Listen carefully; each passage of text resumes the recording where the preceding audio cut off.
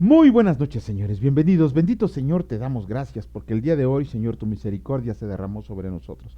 Porque tu bendición siempre está presente con cada uno de los miembros de tu iglesia, Señor. Y te pedimos que siga siendo así por siempre. Nunca nos desampares, nunca nos dejes, Señor. Danos la fuerza para seguir adelante. Redargúyenos cuando sea necesario. Que tu espíritu nos redarguya para hacer lo recto y lo correcto delante de tus ojos. Gracias por todo este amor que nos has dado, Señor. En el nombre de Cristo Jesús. Amén.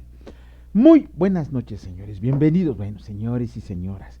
Bienvenidos. Ya estamos aquí y vamos a ver qué dice el hermano Raimundo acerca del versículo del día de hoy. Bueno, los versículos que fue del Salmo 23, versículos 5 y 6 y que escrito está. Aderezas mesa delante de mí en presencia de mis angustiadores. Unges mi cabeza con aceite, mi copa está rebosando. Ciertamente el bien y la misericordia me seguirán todos los días de mi vida y en la casa del Señor moraré por largos días. Cuánto nos ama a todos nuestro Padre Eterno, que cada día en el sustento diario su presencia se manifiesta abrazándonos y sanando todas nuestras dolencias, sintiendo su consuelo con su espíritu conforme a nuestras edades. Y por lo tanto nos toca adorarle y alabarle conforme escrito está. El Señor cumplirá su propósito en mí.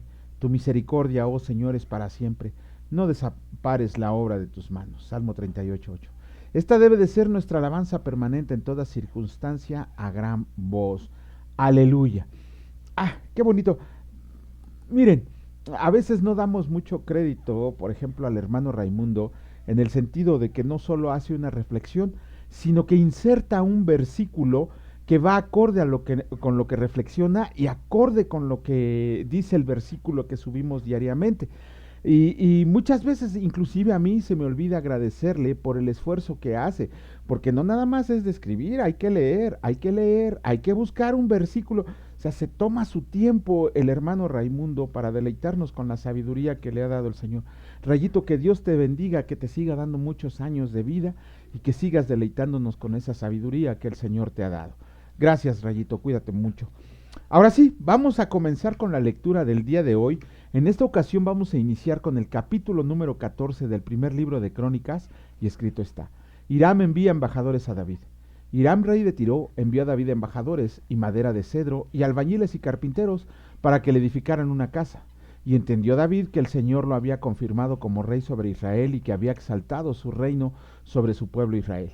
Hijos de David nacidos en Jerusalén. Entonces David tomó también mujeres en Jerusalén, y engendró David más hijos e hijas, y estos son los nombres de los que le nacieron en Jerusalén: Samúa, Sobab, Natán, Salomón, Ibar, Elisúa, Elpelet, Noga, Nefeg, Jafia, Elisama, Beeliada y Elifelet. David derrota a los filisteos. Oyendo los filisteos que David había sido ungido rey sobre todo Israel, subieron todos los filisteos en busca de David, y cuando David lo oyó, salió contra ellos, y vinieron los filisteos y se extendieron por el valle de Refaim. Entonces David consultó a Dios, diciendo: ¿Subiré contra los filisteos? ¿Los entregarás en mi mano? Y el Señor le dijo: Sube, porque yo los entregaré en tus manos. Subieron pues a Baal Perasim, y ahí los derrotó David. Dijo luego David: Dios rompió mis enemigos por mi mano, como se rompen las aguas. Por esto llamaron el nombre de aquel lugar Baal Perasim, y dejaron ahí sus dioses. Y David dijo que los quemaran. Y volviéndose los filisteos a extenderse por el valle, David volvió a consultar a Dios, y Dios le dijo: No subas tras ellos, sino rodéalos para venir a ellos por delante de las balsameras. Y así que oigas venir un estruendo por las copas de las balsameras, sal luego a la batalla, porque Dios saldrá delante de ti y herirá el ejército de los filisteos. Hizo pues David como Dios le mandó, y derrotaron al ejército de los filisteos desde Gabaón hasta Geser, y la fama de David fue divulgada por todas aquellas tierras, y el Señor puso el temor de David sobre todas las naciones. David trae el arca a Jerusalén. Hizo David también cosas para sí en la ciudad de David, y arregló un lugar para el arca de Dios, y le levantó una tienda. Entonces dijo David: El arca de Dios no debe de ser llevada sino por los levitas, porque a ellos ha elegido el Señor para que lleven el arca del Señor, y le sirvan perpetuamente. Y congregó David a todo Israel en Jerusalén, para que pasaran el arca del Señor a su lugar, el cual le había él preparado.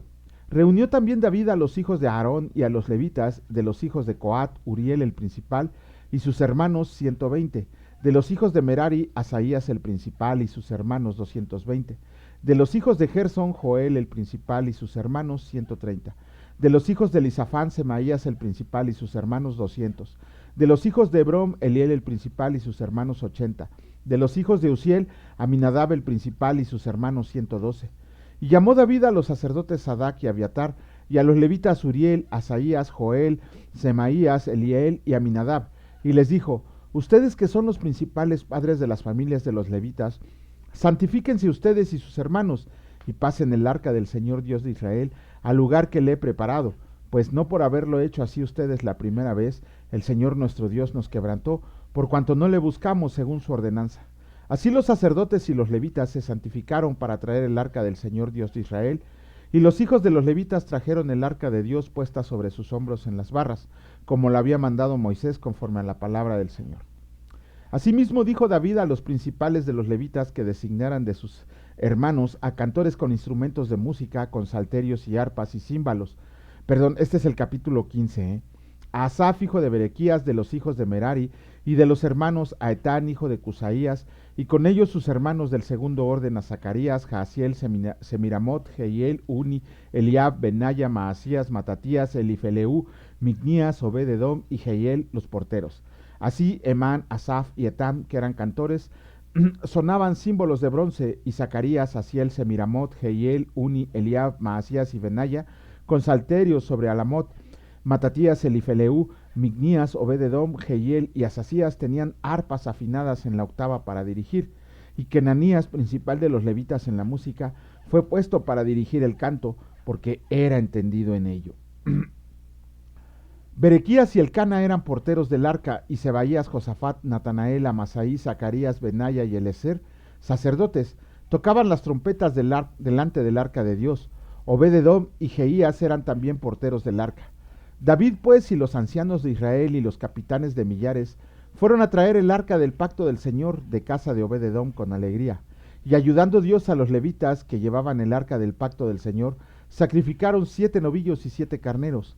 Y David iba vestido de lino fino, y también todos los levitas que llevaban el arca, y asimismo los cantores, y Kenanías era maestro de canto entre los cantores. Llevaba también David sobre sí un efod de lino. De esta manera llevaba todo Israel el arca del pacto del Señor, con júbilo y sonido de bocinas y trompetas y címbalos, y al son de salterios y arpas. Pero cuando el arca del pacto del Señor llegó a la ciudad de David, Mical, hija de Saúl, mirando por la ventana, vio al rey David que saltaba y danzaba, y lo menospreció en su corazón. Capítulo 16 del primer libro de Crónicas. El Señor dice así: Así trajeron el arca de Dios y la pusieron en medio de la tienda que David había levantado para ella, y ofrecieron holocaustos y sacrificios de paz delante de Dios.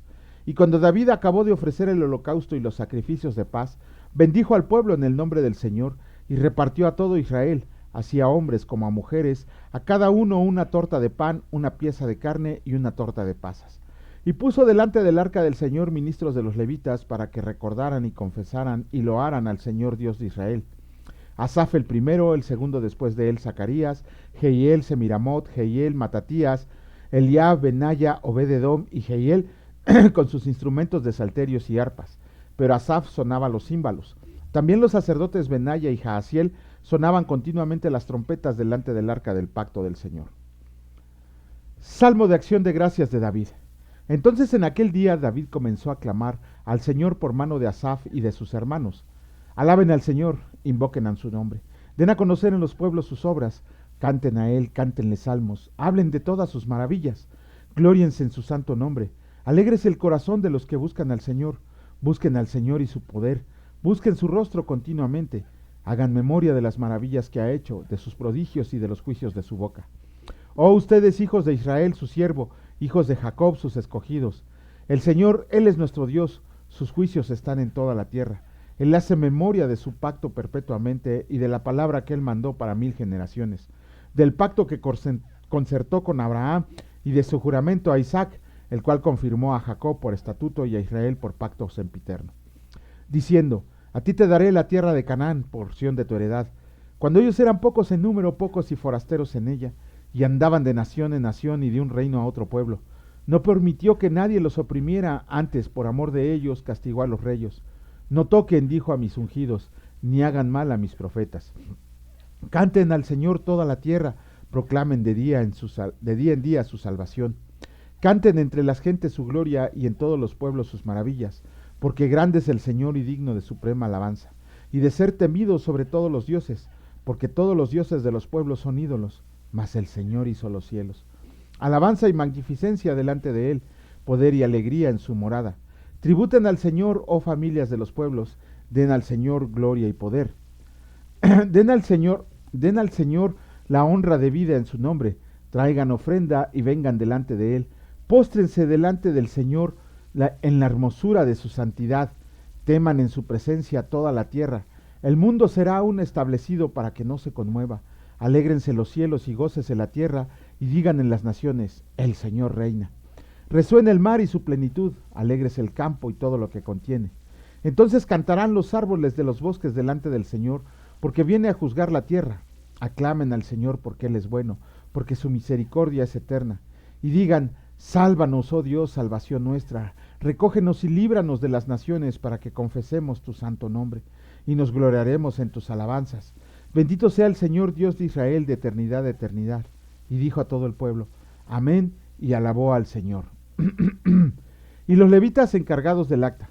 Y dejó ahí delante del arca del pacto del Señor a Asaf y a sus hermanos, para que ministraran de continuo delante del arca, cada cosa en su día. Y a Obed-edom y a sus 68 hermanos, y a Obed-edom, hijo de Jedutún, y a Osa como porteros. Asimismo el sacerdote Sadoc y a los sacerdotes sus hermanos, delante del tabernáculo del Señor en el lugar alto que estaba en Gabaón, para que sacrificaran continuamente a mañana y tarde, holocaustos al Señor en el altar del holocausto, conforme a todo lo que está escrito en la ley del Señor, que él prescribió a Israel, y con ellos a Emán, a Jedutún y a los otros escogidos declarados por sus nombres, para glorificar al Señor, porque es eterna su misericordia, y con ellos a Emán, a Jedutún, con trompetas y címbalos para los que los tocaban, y con otros instrumentos de música de Dios, y a los hijos de Jedutún para porteros. Y todo el pueblo se fue cada uno a su casa, y David se volvió para bendecir su casa. Bueno, con eso terminamos la lectura del libro de Primero de Crónicas de este día, los capítulos correspondientes. Y esto, la mayor parte ya lo habíamos leído en el libro Primero de Reyes. Aquí vemos cómo David trasladó por fin el acta, aunque en el libro de Reyes sí narran un poco más, narran por ejemplo la muerte de Usa, ¿no? Bueno, lo leímos también el día de ayer, narran el menosprecio que sintió Mical. Aquí dice la palabra que David iba con un vestido de lino, pero en Primero de Reyes, ¿cómo se llama? Nos da la descripción exacta que era un vestido de lino que le llegaba hasta las nalgas, así dice la palabra, no lo vayan a pensar, así dice la palabra, y que Mical por eso lo menospreció, y ya vimos, cuando leímos Primera de Reyes, platicamos el castigo que el Señor le mandó a Mical por haber hablado mal de David. Y aquí vemos también un claro ejemplo de por qué el Señor amaba tanto a David, porque lo obedecía siempre que salía David, obedecía y preguntaba al Señor. De hecho, hace ratito lo estábamos leyendo, que el hombre echa suertes, echa volados, consulta agoreros, adivinos, pero toda decisión proviene del Señor. Lo leímos en el salmo que nos insertó el hermano Raimundo en su reflexión del día de hoy, donde dice que se cumpla su propósito en nosotros. Todo, por más que nos guste o no nos guste, toda decisión proviene del Señor. Él sabe lo que va a pasar y sabe las consecuencias que va a traer. Entonces hagamos como David, consultemos al Señor en todo lo que hagamos, en todo, inclusive cuestiones que a veces pensamos que no vienen en la palabra de Dios, consultémosle al Señor y Él nos va a mandar a leer y a ponernos en oración para encontrar la respuesta a esas inquietudes. Bueno, vamos a leer el capítulo número 13 del Evangelio de Lucas, y el Señor dice así: arrepiéntanse o perezcan. En este mismo tiempo estaban ahí algunos que le contaban acerca de los galileos, cuya sangre Pilato había mezclado con los sacrificios de ellos. Respondiendo Jesús les dijo: ¿piensan que esos galileos, porque padecieron tales cosas, eran más pecadores que todos los galileos? Les digo, no. Antes, si no se arrepienten, todos perecerán igualmente. O aquellos 18 sobre los cuales cayó la torre en Siloé y los mató, ¿piensan que eran más culpables que todos los hombres que habitan en Jerusalén? Les digo, no. Antes, si no se arrepienten, todos perecerán igualmente. Parábola de la higuera estéril. Dijo también esta parábola: tenía un hombre una higuera plantada en su viña, y vino a buscar fruto en ella y no la halló, y dijo al viñador, he aquí hace 3 años que vengo a buscar fruto en esta higuera, y no la hallo, córtala. ¿Para qué inutiliza también la tierra? Él entonces respondiendo le dijo, Señor, déjala todavía este año, hasta que yo cabe alrededor de ella y la abone. Y si da fruto, bien, y si no, la cortarás después. Jesús sana a una mujer en el día de reposo. Enseñaba Jesús en una sinagoga en el día de reposo, y había ahí una mujer que desde hacía 18 años tenía espíritu de enfermedad y andaba encorvada, y en ninguna manera se podía enderezar. Cuando Jesús la vio, la llamó y le dijo, Mujer, eres libre de tu enfermedad. Y puso las manos sobre ella y ella se enderezó luego, y glorificaba a Dios. Pero el principal de la sinagoga, enojado de que Jesús hubiera sanado en el día de reposo, dijo a la gente, 6 días hay en los que se debe trabajar. En estos pues vengan y sean sanados, y no en día de reposo. Entonces el Señor le respondió y le dijo, Hipócrita, cada uno de ustedes no desata en el día de reposo su buey o su asno del pesebre y lo lleva a beber. Y a esta hija de Abraham que Satanás había atado 18 años, ¿no se le debía desatar en esta ligadura en el día de reposo? Al decir él estas cosas se avergonzaban todos sus adversarios, pero todo el pueblo se regocijaba por todas las cosas gloriosas hechas en él. Parábola de la semilla de mostaza. Y dijo, ¿a qué es semejante el reino de Dios y con qué la compararé?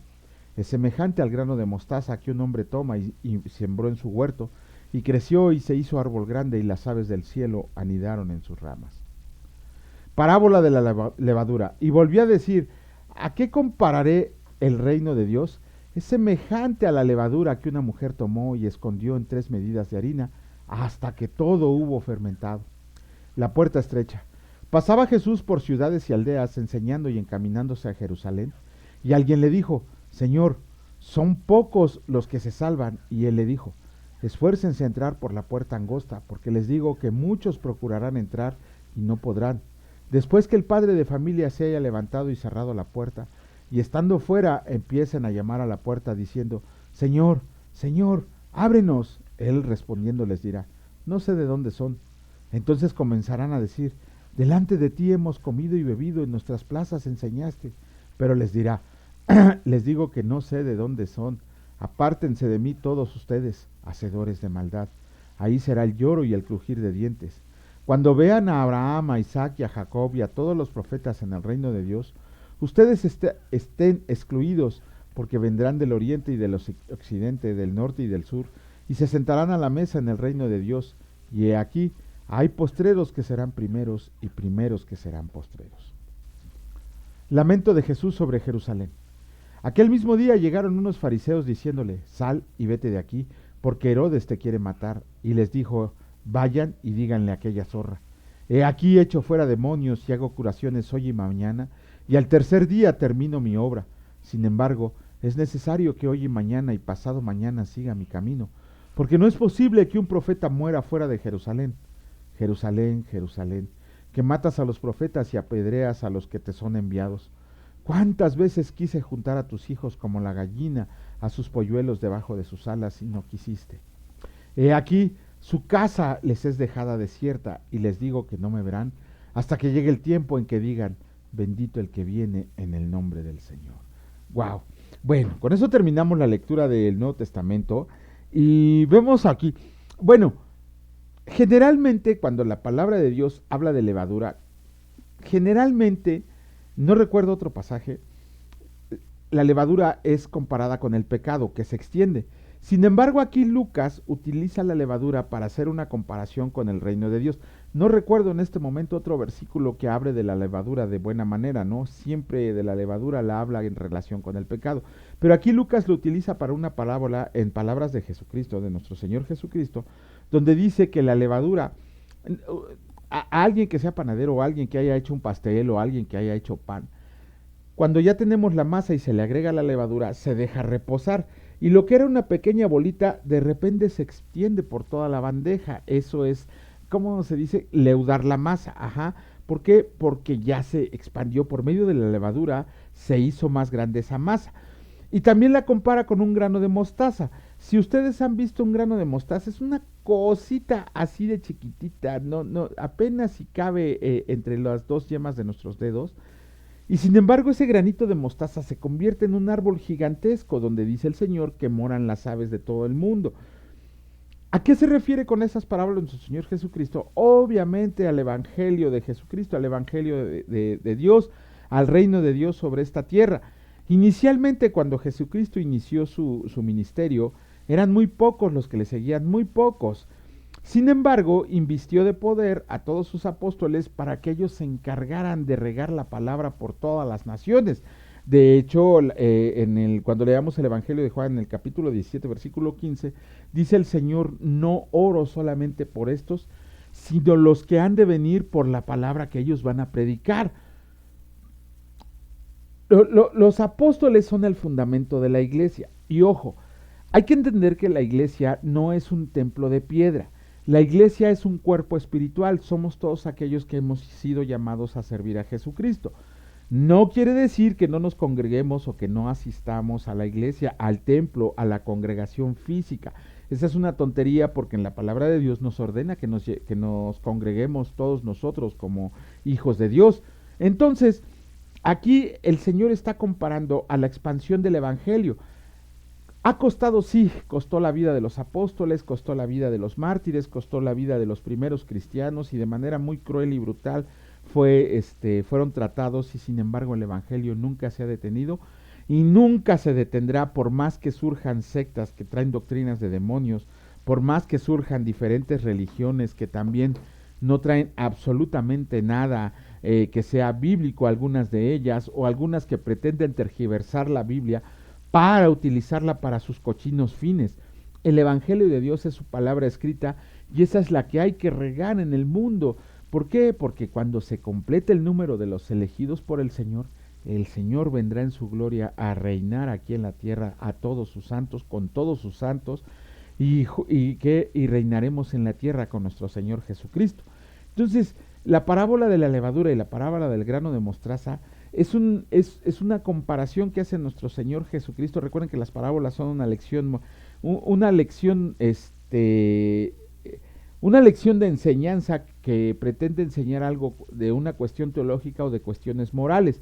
Y aquí obviamente el Señor Jesucristo se refiere a la expansión del reino de Dios, que empezó siendo unas cositas así, una bolita de masa, y terminó siendo un árbol gigantesco y terminó siendo una masa muy grande, y que se sigue expandiendo el día de hoy y que se seguirá expandiendo hasta que se complete el número de los elegidos. Y no estoy hablando, como lo dicen los testigos de Jehová, de 144,000, si no, pues para qué predican el Evangelio si nada más ellos se van a ir al cielo. No, estoy hablando del número de las personas que el Señor ha elegido para que estemos en su reino.